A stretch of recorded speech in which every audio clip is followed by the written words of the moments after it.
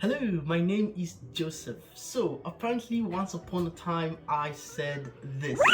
Slightly contrary to what's happening here, I do think Christian movies can be quite boring. So now I've been put on the spot, since you're so knowledgeable in movies. Here are two movies to review. So what I'll be doing today is I'll be reviewing two movies, one this week and one later on, and it's a mix of movies. So I don't know what movies they are. It might be movies I enjoy, movies I don't enjoy, but we're just here to see what the movies are like, how well they've been made, and what message they're passing across. It should be interesting. So the first movie I'll be reviewing today is called Living Water. I have no idea who made it. I have no idea what it's about, but already I'm quite. I have some ideas by the name, but we'll see how it goes. We are introduced to the main character Gwen, who has just recently begun the Christian walk, and as a result tends to be the voice of reason within her friend group, providing that moral anchor for the things that they do and trying to guide them along the right path. A huge theme of this review is just how confusing everything is. Because of the way the story is told and the movie is edited, it was really difficult for me to even follow along with what was happening and to even just understand the basic story of the film itself. So, about 10 minutes into the movie, and I'm still trying to figure out what's going on. Wait, it's not the same day? That's confusing. I'm so confused. So, she had a boyfriend? Oh, who's this though? Have you met this guy before? And because of how confusing everything was, at some point I was genuinely trying to stay awake, battling off sleep for pretty much the last 45 minutes of the movie.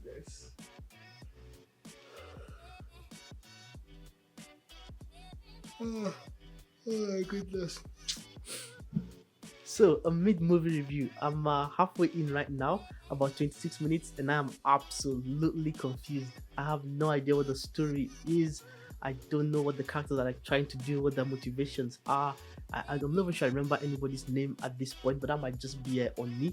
I don't always pay attention to names in the films and all that. But yeah, it's a slight struggle, but we'll get there. We'll get there. The supporting cast consists of a few characters, most importantly Gwen's friends. So she has her boyfriend, her best friend, and her boyfriend's two friends, one's named Corey, and the other guy I shall call Mr. 9 Years. He acts as comic relief for the movie, bringing in some of the more light-hearted moments in the film. Oh my God, she touched my hand. I won't wash this for at least 9 years or so.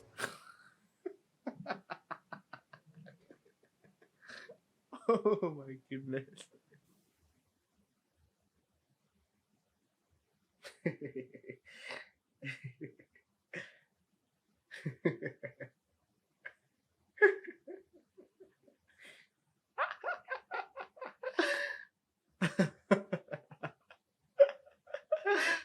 Oh my goodness.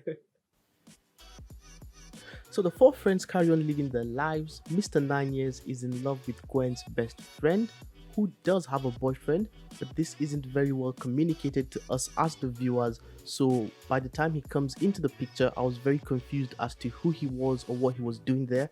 I initially thought that he was her father rather than her boyfriend. I'm so confused. So she had a boyfriend? I don't know if that was. I thought she was single. I thought she was like the 9 years hand guy was trying to get with her. I actually thought that was her dad initially, but oh well, oh well.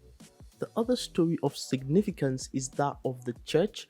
A member of the church gets into a car accident and falls into debt, but she was the one who was kind of financing the church building. So because she's now in debt, the church is now at risk of being lost unless the church can come up with $200,000 to pay the necessary fees. Our group of friends do hold a car wash fundraiser to try and raise money for the church as a show of goodwill, but only managed to raise $500.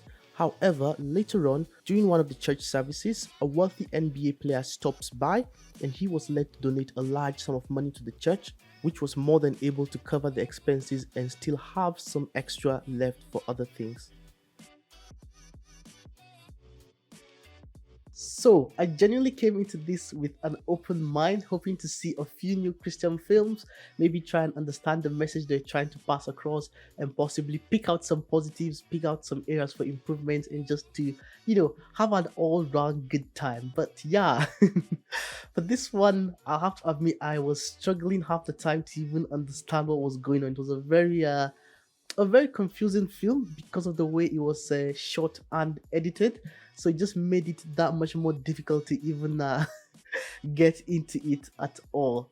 So the movie is from 2008, which I will take into account, just in all fairness. That was like, what, 12, 14 years ago. So it has been some time since then. I don't know what the small movie market was like back then, what the quality of movies was like back then as well.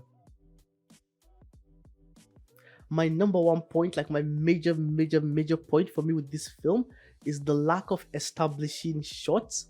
So that's normally just like a shot to kind of establish what a scene looks like, a character looks like. Like you'll see some movies where when the movie starts, maybe you'll see a house with a wide view, and then even when you go into a new room, you might see a wide view of the room, just like give you a sense of space to know where you're at. And that way, as the characters like move around the different areas and interact with the room and the scene, you don't have to be thinking about what's going on, because in your mind you already have like a mental image of what the place looks like. And I think that would have really helped this movie a lot to just to even understand what's going on. Because what happens in this film is the default transition is like a fade to black, so it fades to black and then fades back out, but we're going directly from scene to scene. So sometimes I could be speaking to you in a room, and then a second later I'm speaking to someone else in a cafe. A second later, Jeff is speaking to someone else in a barbering salon. So it's really difficult to like even keep track of what's going on at all. And I feel like that was one of the main hurdles for this film, because it prevented me from even being able to follow the story. The other thing is that there are no like stakes or goals for a majority of the film. So like when we meet characters, it's unclear what they want, what they're trying to achieve. So it's quite difficult to get behind them.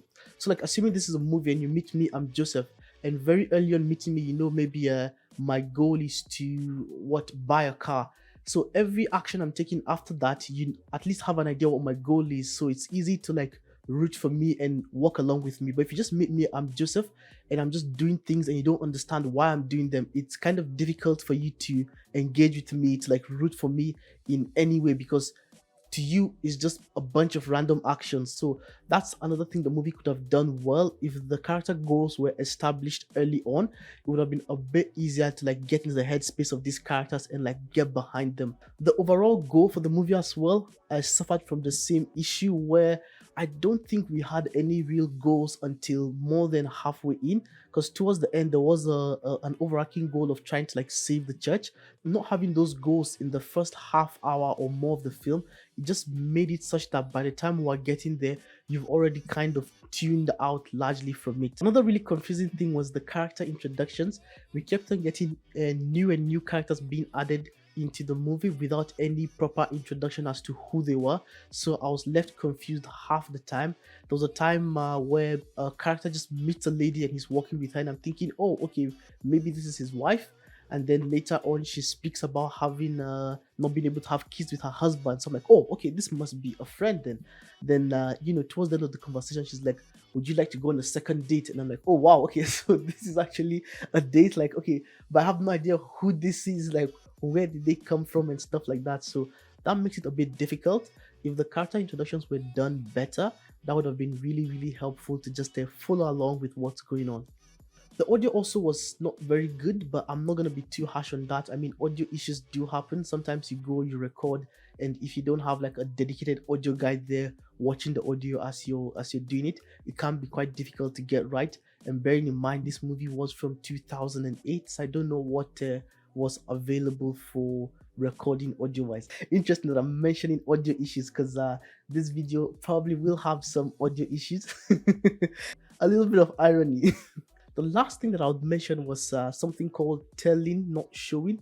It's like when a character's monologue instead of actually showing you what's happening. It happened a lot in the movie. Like for example, when we're meeting some new characters, and it's meant to be a strained relationship. The only indication we have that it's a strained relationship is one character saying, oh, maybe you've been mean to me for the last 10 years, and that's it. The problem with that is that it's not very moving to the audience. Supposing I told you, oh, I had a rough day yesterday. I mean, that's information, but it's not as moving. But if you see me kind of stressed, kind of worried, like if you see me overwhelmed, there's a way it has greater impact as opposed to me just saying, "Oh, I had a rough day yesterday." So that's also another aspect that could have actually really helped. In terms of the goods, one thing I really did like was the way they portrayed the relationship between the main character and her boyfriend. It's portrayed in a very realistic way. She's strongly Christian, he isn't. They have a lot of differences, but they seem to kind of find middle ground and like just respect each other, and that makes the relationship work. The relationship was meant to be like a sweet, loving type of relationship, and that was very properly communicated across because when you see them, they're very much different people, but you can see how they're kind of working to make compromises to fit in each other's world. I felt that worked really well, and it was one of the places where I could get behind the movie because it was easy to understand. It did a good job of presenting that relationship. It was just easy to follow along with what was happening. So I'll rank the movie in four categories just to keep things consistent as we move along. The first one would be production quality, story, the message, and overall enjoyment. That's just my personal enjoyment. Did I enjoy the film? Did I not enjoy the film? So, number one, production quality. So, for production, actually, I will be lenient and give it a 4. I mean, the camera shots were steady, maybe tripod mounted. I don't know how it was shot. I think they did have multiple camera angles in several scenes, but there were just a lot of other production issues that plagued it quite heavily that prevents that score from going any higher. Now, the story, oh man, the story, I'd have to give it a 2 because I'm not gonna lie, for half the film I had no idea what was going on. Like I was yeah, I was I was so confused.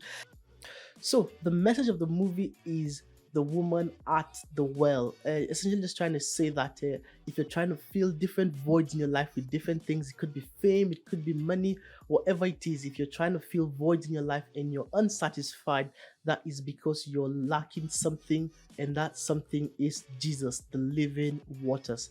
That was essentially the message of this film. But this is where I will have to be sadly a bit more critical of the film because this is the message of the film. It is the main aim of the movie because it's a Christian movie. It's meant to hopefully, lead people to Christ. The movie doesn't do a very good job of communicating this message because the only reason I could even understand that that's the message at all is because I'm already familiar with the woman at the well. So at the end of the film, when the pastor reads the verse, things clicked for me and I could kind of piece things together that, okay, this is the woman in the well, that's why this is happening, that's happening. But if you're not already familiar with that story, there's just absolutely no way that you're gonna understand what's going on and come to that conclusion. And if that's the main aim of the movie, that's the main message of the movie, trying to let people know that, oh, hey, if you're struggling with this, if you're struggling with that, if you're trying to fill voids in your life, there's that living water. I feel the movie does not do a very good job of passing that message across. Sadly, I'd have to give it a 1 for message, and this is one of the reasons why I'm so passionately opinionated, if that makes sense, about Christian films, because they do have a message, they do have a reason that they exist, and I just feel like sometimes because of the way that message is passed across, because of the way the stories are told, it makes it very difficult to communicate that message to would-be recipients of it. Now, on to the last category, overall enjoyment. Did I like this film? Would I recommend it? You're having a special day with, I don't know who you have special days with, and they're like, let's watch a movie. And you're like, oh yeah, here's Living Water. Should I watch it? Sadly, it's a no for me. I would have to give it a 2 for enjoyment. I had to push through to finish the film, and I even had to take a break at some point because I was worried that if I didn't, I might, fall asleep. Lastly, I do want to mention that it is a small budget movie from 2008, so that could explain some of the issues I've mentioned today. If I were to be fair, I would have to watch one of their more recent productions, maybe something like from the last 3 years, just to see what the production is like and how it's changed, how it's grown over the years. And I think that might give a more accurate reflection of what the production company's abilities are like.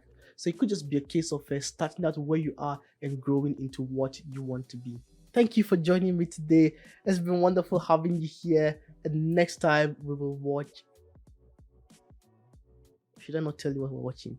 Next time we'll watch the movie. I'll probably just bleep this out. Watching